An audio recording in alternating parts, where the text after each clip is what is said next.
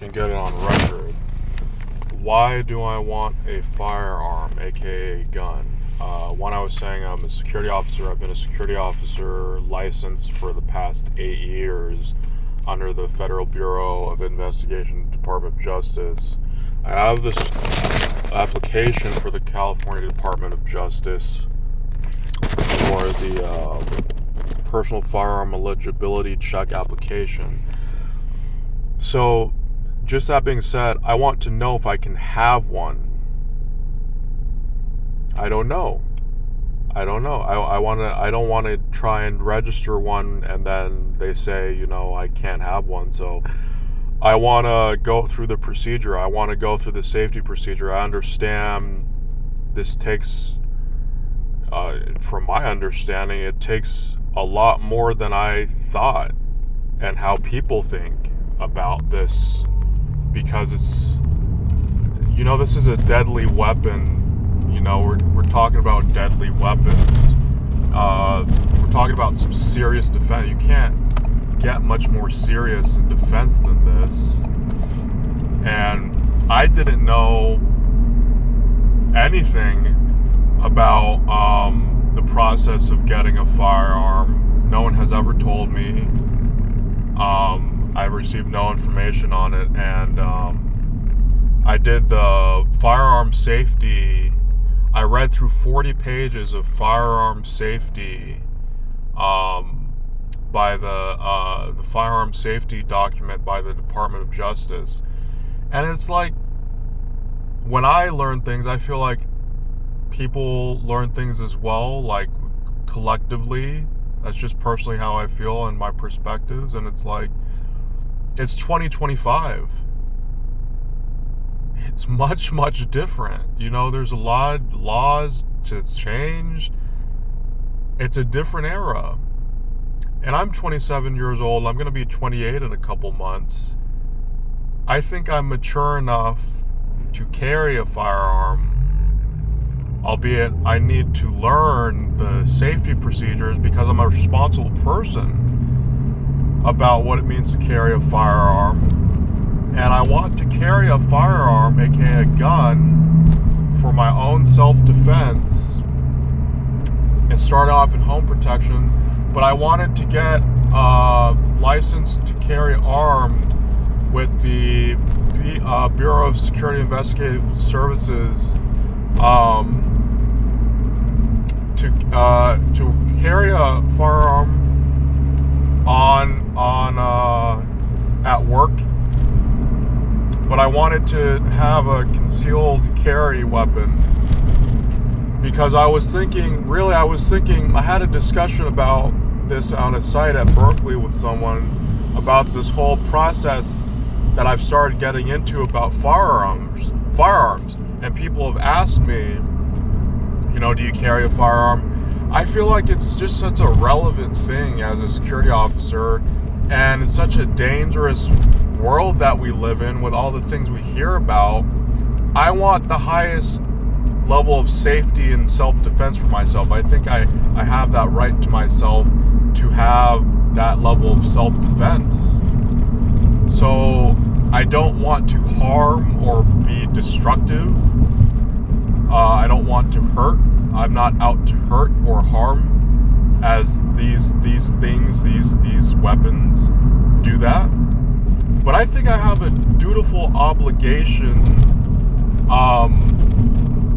to serve and protect, and as the best way as I can. And I think a lot has happened. A lot has happened. You hear about so much stuff that has happened over years. This started around 2017, hearing about school shootings, and then you start to hear about these movements. I've seen the movements for many, many years.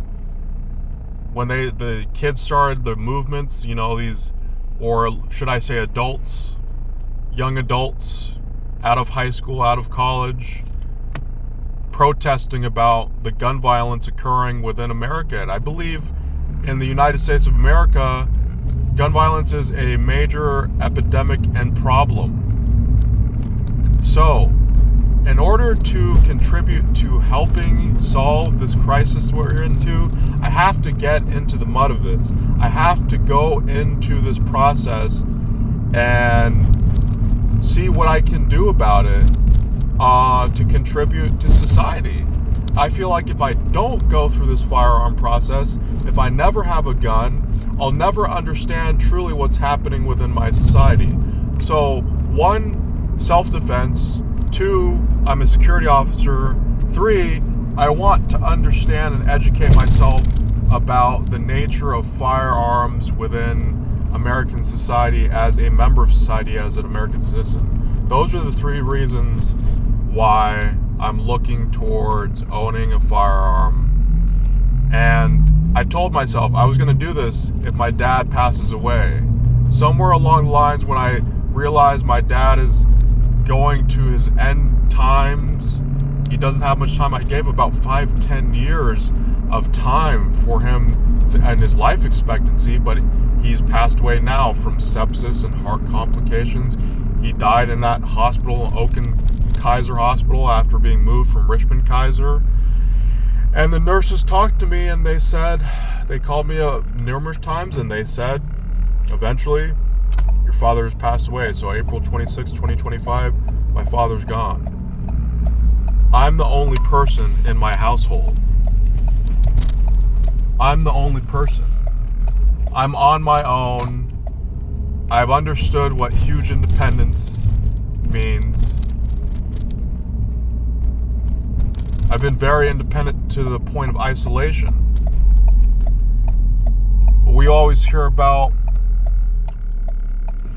lone people. And that's why I always try to be with people, unifying myself in whatever associations that may infer. I always made an effort to not isolate myself. My dad always used to tell me, don't isolate yourself. When I was very little, on field trips, he'd tell me, don't isolate yourself. And here I am, very independent. My family's been helping me out financially, and then I got my feet back got back on my feet. Okay. My last check was $550 about. And I'm trying to do a lot of different things, trying to be responsible, just trying to live life, just trying to be free, but there's all these law problems, you have to worry so much about what's going to happen to you. I'm more concerned about what's going to happen to me than what I'm doing. So it's a general human nature to care about what's going to happen to me. Am I going to be okay? I just want to be okay. I studied law at University of California, Berkeley, at a law internship in 2014. I went to the law academy in high school for 3 years. I had a strict teacher who taught us rigorously about law. So I believe I have what it takes, and a lot of people have firearms, and I don't know, we're at different levels. I think I'm at a sufficiency level, whether it be mentally, psychologically, physically, responsibly, in a way of accountability. I think I'm sufficient enough. I'm diagnosed with schizoaffective disorder, which means to me, I see the world differently. Can a schizoaffective person own a firearm? I'd rather not be discriminated against for my mental diagnoses, because I've came a long way. I take medication every day that evens me out, and I feel pretty dang functional. I work. I used to be in a behavioral health facility that were like apartments where I was there for a year and a half. That's the longest I've been in Pleasant Hill. And I outperformed realistically most of the people in the household. And I said I wanted to move back because I did not want to be in this staff environment with people holding my hand, because I'm just more functional objectively than I should be normally with my diagnoses and whatever background. And it's like my therapist has told me,